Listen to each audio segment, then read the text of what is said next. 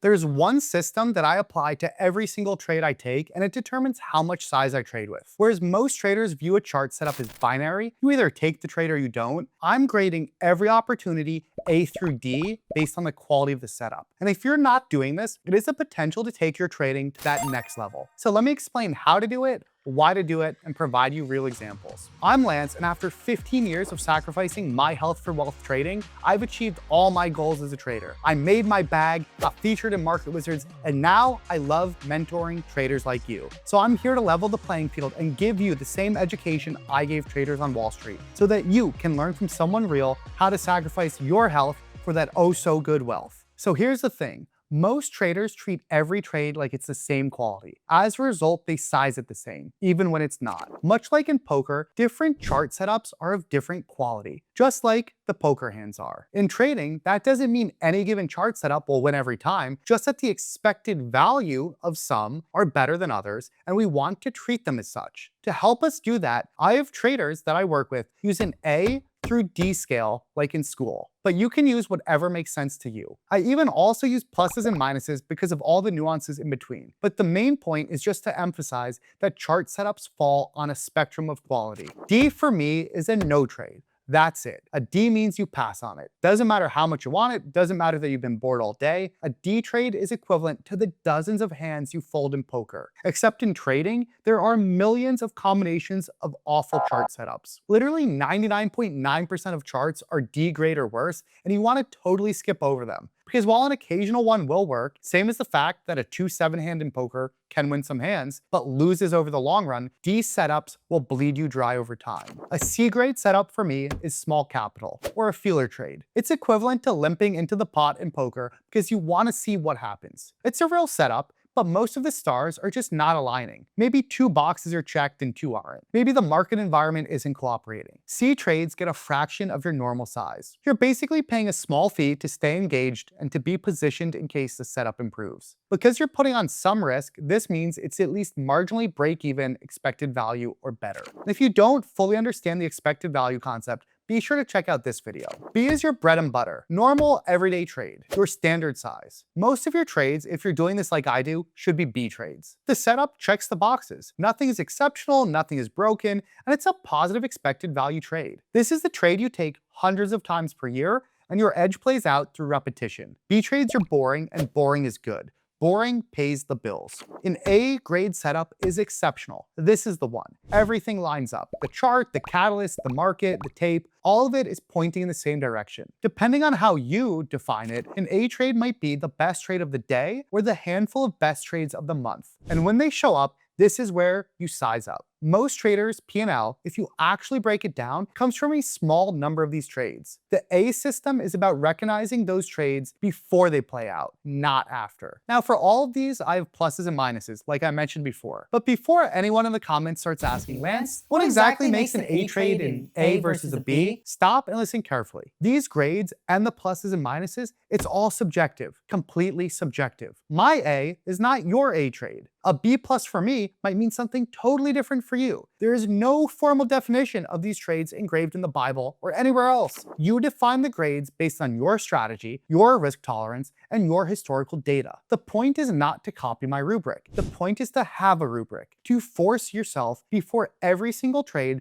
to intentionally and systematically ask, how good is this trade? Because the moment you ask that question, you've already separated yourself from the guy who's just clicking buttons based on vibes. And that brings me to the bigger idea here, which is this. Most of trading, good trading, is essentially a rubric across different variables and nuances. Think about how a teacher grades an essay. It's not one thing. It's how the series of qualities come together. Each category gets scored and the total determines the grade. A paper can have beautiful writing and a garbage argument and land a C. Trades work the exact same way. Every setup is a collection of variables. Some are checked, some aren't. Some are strongly checked, and some are barely checked. The higher the total score, the better the trade, and the more size it deserves. Real quick, I know some of you are skeptical of trading courses, and you have every right to be, thanks to all the influencer BS out there. But clearly, you're consuming my content for a reason. I deliver value to your trading. If that's true, why would it be any different from my trading course? I've spent over a year making it, and it's used by top traders and pro trading firms. So if you're serious about improving, check out the full curriculum at TheOneLanceB.com, or if free works better for you, follow me here. Half of you viewing this aren't following me. And that is kind of like you text someone each week, but you never save their contact info. Super awkward. Now, back to the vid.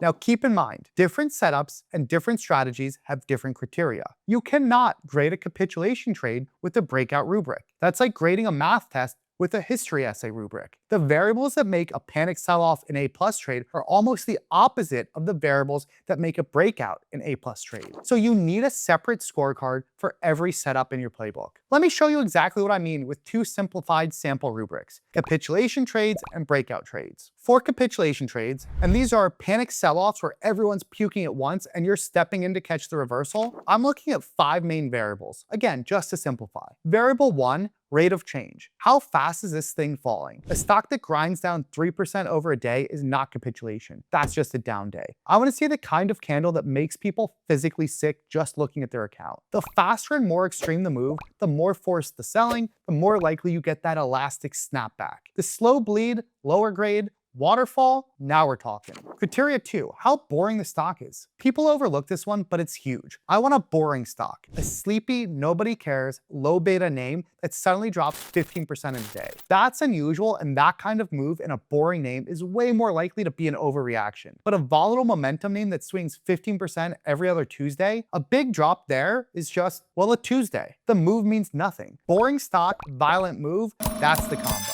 One recent example of this was a long trade I made in STRC. Boring preferred security, large chart move. Criteria 3, what the daily chart looks like. Zoom out. Is this stock falling into multi-year support? Is it in a longer-term uptrend that's just getting a flush? Or is it a broken chart steadily grinding lower? Catching capitulation in a fundamentally healthy chart at a major level, that's a check. Catching a falling knife in a chart that's been dying for 6 months, that's how you donate money to the market. Criteria 4, what does the intraday chart look like? Because I'm generally an intraday trader, the quality of the intraday chart ends up being the most important trait. In other words, this accounts for far more points than anything else on the rubric. Everything else would need to line up absolutely perfectly if the intraday wasn't so good. And even then, I still might not take it. Criteria 5, whether there was news. For capitulation, I generally want no news, or old news that's clearly overblown relative to the move. If a stock drops 20% because earnings were catastrophic and guidance got slashed, that's not capitulation. That's just repricing the news into that equity. The stock is supposed to be lower. But a 20% drop on no news or on some 2-day-old analyst downgrade that doesn't actually change the business, that's going to grab my attention. So then we grade it. Say a boring utility type name drops 12% over 2 hours on no news into long-term support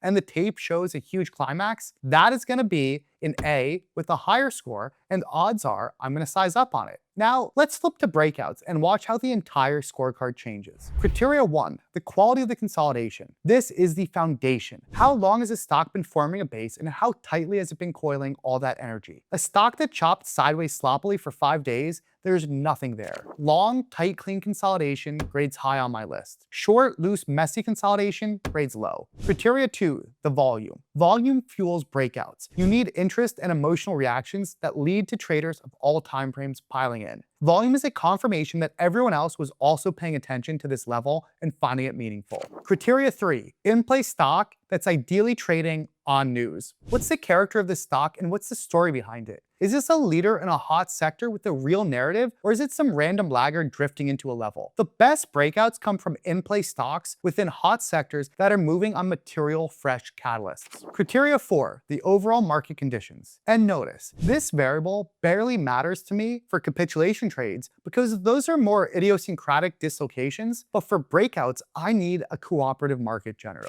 Breakouts in a strong uptrending market have the wind at their back. Breakouts in a choppier downtrending market fail constantly. It doesn't matter how great the base is. If the indices are getting sold, most breakouts are traps. This one variable can single-handedly downgrade an A setup to a C or worse. Criteria 5, quality of the daily chart. The best breakouts align on multiple time frames. That's because you want the swing traders, the intraday traders, the hedge funds, and everyone else on your side. Really great daily charts pull in everyone. Notice how many of these traits are totally different than for capitulation trades. Different setup, different rubric. So how do you actually implement this? 3 steps. First, write your rubrics down. Physically, for every setup in your playbook, list the 4 to 6 variables that matter the most. If you can't list them, you don't have a clearly defined setup. You're just trading feelings. Second, grade every trade before you enter them and write the grade in your trading journal, not after. This helps hold you accountable and avoid hindsight bias. Third, and this is the most important part, after a few months, go back and compare your grades to your results. Are your A trades actually outperforming your B trades? If yes, your rubric is real and you should be sizing more aggressively on your A trades. If no, your criteria are wrong, and now you know exactly what to fix. The grades turn your journal into actual data. There's a reason why all the traders at S&B Capital live and die by this framework. It's because grading your trades and sizing them accordingly forces you to refine your process and have your sizing reflect the opportunity, much like in poker. This is the difference between going broke or walking away from the table with a fat stack. Drop a comment with the variables that you use in your trading rubrics. I read all these comments and I'm genuinely curious what boxes you guys are checking. If this video helped, hit the like button, subscribe if you're new, and I'll see you in the next one.